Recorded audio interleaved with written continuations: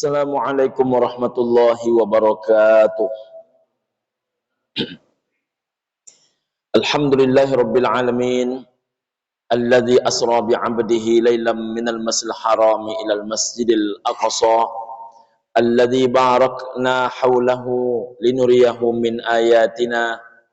Innahu huwas sami'ul basir. Ashhadu an la ilaha illallah wa ashhadu anna Muhammadar Rasulullah. Allahumma salli ala Muhammad wa ala alihi wa ashabihi ajma'in. Ibu dan bapak, pengurus dan jamaah Masjid Darul Aman rahimakumullah. Peristiwa Isra wal Mi'raj, ibu dan bapak, diawali oleh Allah Ta'ala menceritakan dalam surah Al-Isra ayat 1 itu dengan sebuah kalimat tasbih. Subhanalladzi asra bi'abdihi laylam minal masjidil harami ilal masjidil aqsa alladzi barakna hawlahu linuriyahu min ayatina innahu huwas sami'ul basir.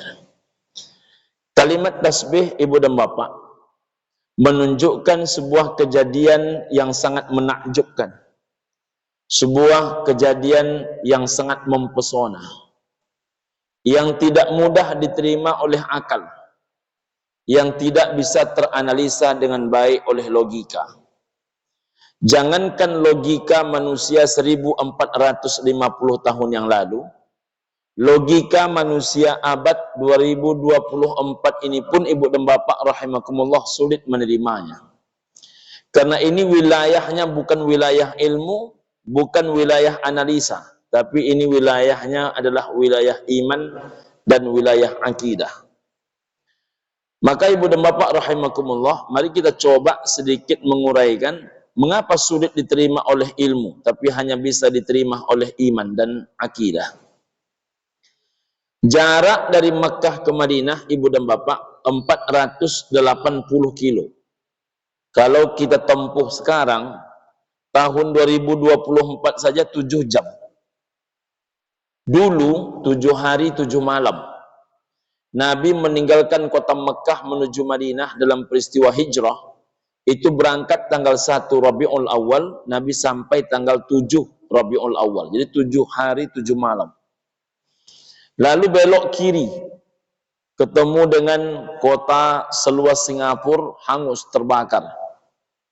Disebut dengan nama Madain Soleh. Madinah kota, Madain kota-kota. Jadi banyak kotanya. Semuanya hangus, terbakar karena Allah bukakan langit, lalu Allah hantarkan dan Allah hantamkan petir ke tengah-tengah mereka. Padahal ini kota dengan peradaban tertinggi saat itu. Mereka sudah mampu membuat bangunan-bangunan yang sangat mewah, megah. Peradaban mereka luar biasa, ibu dan bapak. Saya kebetulan sudah sampai ke sana. Bahkan mereka berhasil memahat gunung bukan hanya menjadi rumah mewah, tapi memahat gunung menjadi sebuah gambar gajah besar. Jadi dipahatnya gunung itu, maka gunung itu pun menjadi seekor gajah besar. Begitulah kecanggihan dan kesungguhan mereka dahulu sekian ribu tahun yang lalu. Lalu kenapa penduduk negeri ini dihanguskan? Karena mereka memiliki hal yang menyimpang, yaitu LGBT. Lalu ibu dan bapak masuk lagi 500 kilo ke dalam. 500 kilo itu bapak ibu bertemu dengan Tabuk. Tabuk itu dulu tempat perang Nabi SAW. Sekarang Tabuk itu menjadi objek wisata karena ada turun salju di Tabuk, kota salju. Lalu masuk lagi 500 km ke dalam, jumpalah Palestina. Sekarang ibu dan bapak, dari Makkah Madinah, Madinah Madain Soleh, Madain Soleh lalu ke Tabuk, Tabuk sampai ke Palestina, itu menghabiskan waktu 2,5 hari perjalanan. Itu belum kita bercerita tentang Baitul Lahmi, pasar dagingnya Nabi Musa alaihissalam. Jadi kita ini hanya main pangkas saja. Mekah, Madinah, Madain Soleh, Tabuk, Palestina. Sekarang 2,5 hari. Nabi berjalan Isra wal Mi'raj itu tidak habis 1 malam. Bahkan menurut sebahagian ulama hanya sekitar 4 jam perjalanan. Tapi yang ditembusi itu bukan hanya Aqsa dalam peristiwa Isra, lalu naik ke langit yang pertama, jumpa dulu dengan Nabi Adam alaihissalam. Di langit yang kedua jumpa dengan Nabi Isa dan Nabi Yahya alaihissalam. Di langit yang ketiga jumpa dengan Nabi Yusuf alaihissalam. Di langit yang keempat jumpa dengan Nabi Idris alaihissalam.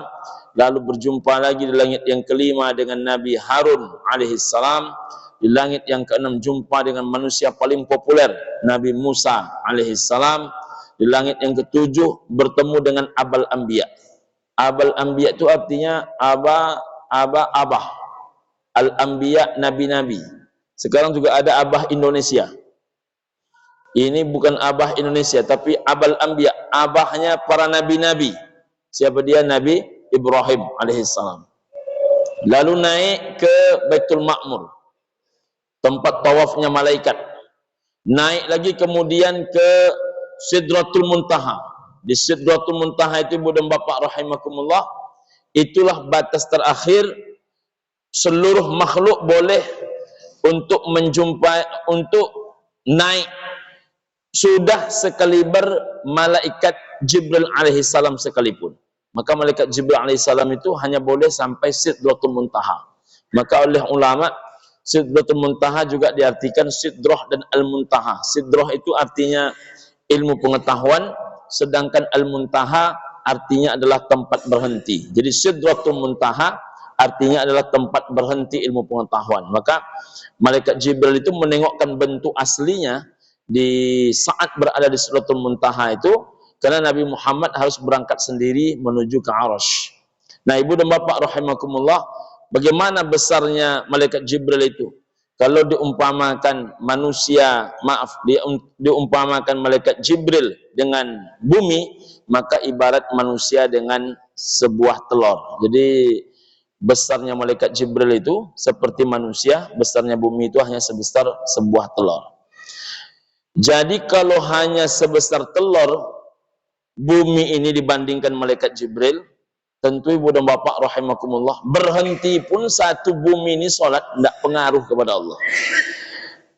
Satu bumi ini pun taubat nasuha, tiba-tiba mendadak taat semuanya pun tidak menambah keagungan kepada Allah. Jadi kita ini beribadah bukan dalam rangka menambah keagungan Allah, tidak. Kita ini beribadah murni, faman ya'mal mithqala dzarratin khairan yarah wa may ya'mal mithqala dzarratin syarran yarah. Kalau kita buat baik, maka akan dibalas dengan kebaikan walaupun hanya seberat zarah.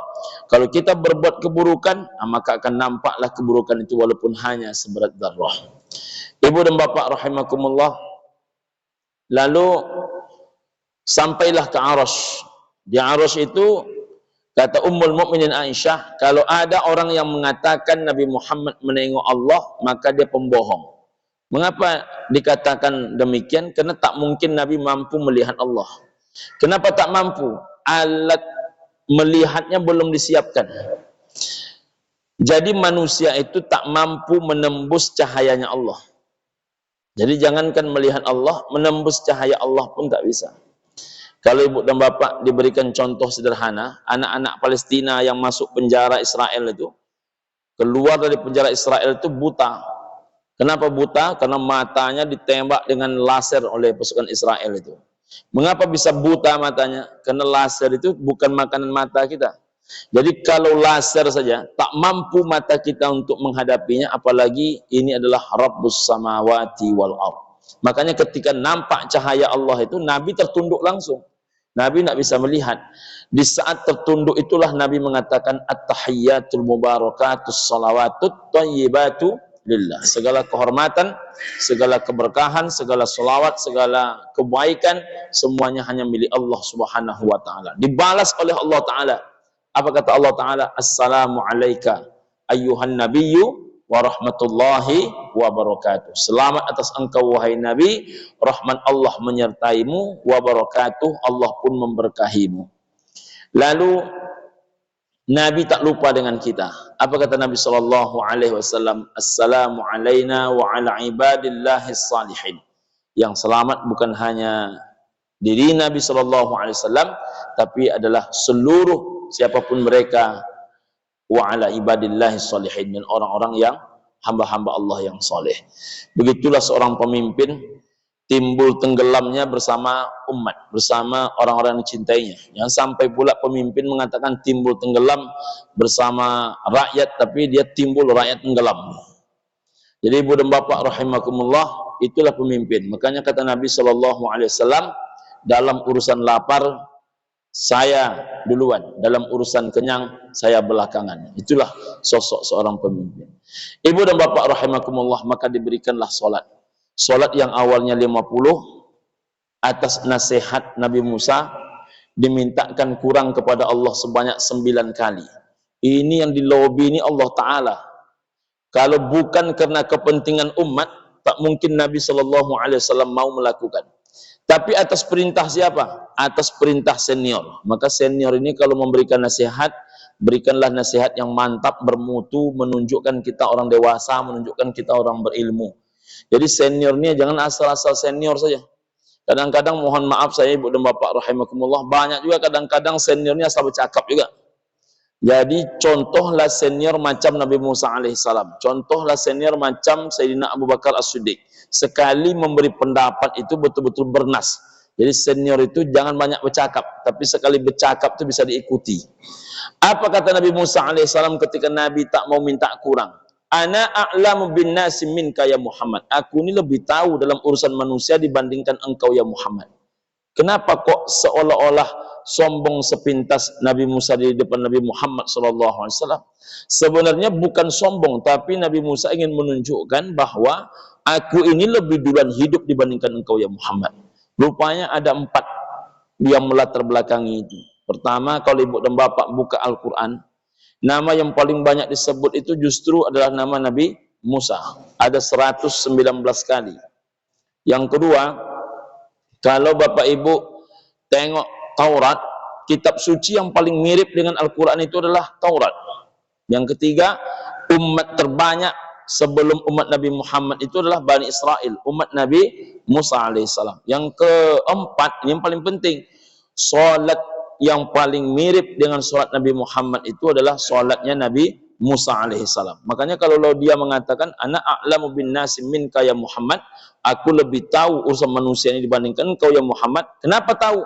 Karena memang itulah hebatnya orang tua. Orang tua itu hebatnya bukan karena ilmunya, tapi hebat karena pengalamannya. Lama hidup banyak diraso, jauh berjalan banyak ditengok. Makanya orang tua itu mengeceknya berdasarkan pengalaman. Maka pengalaman takkan mampu. Solat ini dilakukan oleh Nabi Muhammad dan umat-umat Nabi Muhammad SAW. Mampu pun Nabi Muhammad, umatnya tak mampu. Nah, ibu dan bapak rahimakumullah, maka jadilah solat yang 50 menjadi 5. Setelah 9 kali meminta kurang. Ketika tinggal 5, apa kata Nabi Musa? Mintalah kurang ya Muhammad. Apa kata Nabi Muhammad? Saya malu kepada Allah. Jangan sampai 10 kali. Tapi cukup 9 kali. Makanya apa kata Allah Ta'ala? Kerjakan yang 5 itu ya Muhammad, aku menilaimu sama dengan mengerjakan 50. Makanya ibu dan bapak kalau buka kamus bahasa Arab, maka akan ketemu dasar kata malu dan hidup itu satu rumpun. Malu itu bahasa Arabnya al-hayat, al-haya'u. Hidup itu bahasa Arabnya al-hayatu. Orang yang malu pertanda masih hidup. Orang yang hidup wajib memiliki rasa malu. Maka mari kita kerjakan sholat yang 5 itu sebaik-baiknya, agar insya Allah ini menjadi modal kita mengetuk pintu surganya Allah, mendapatkan rahmat Allah, dan insya Allah bahagian orang yang melakukan mi'raj dengan cara as-salatu mi'rajul mu'minin. Sholatlah mi'rajnya orang-orang beriman. Terima kasih. Assalamualaikum warahmatullahi wabarakatuh.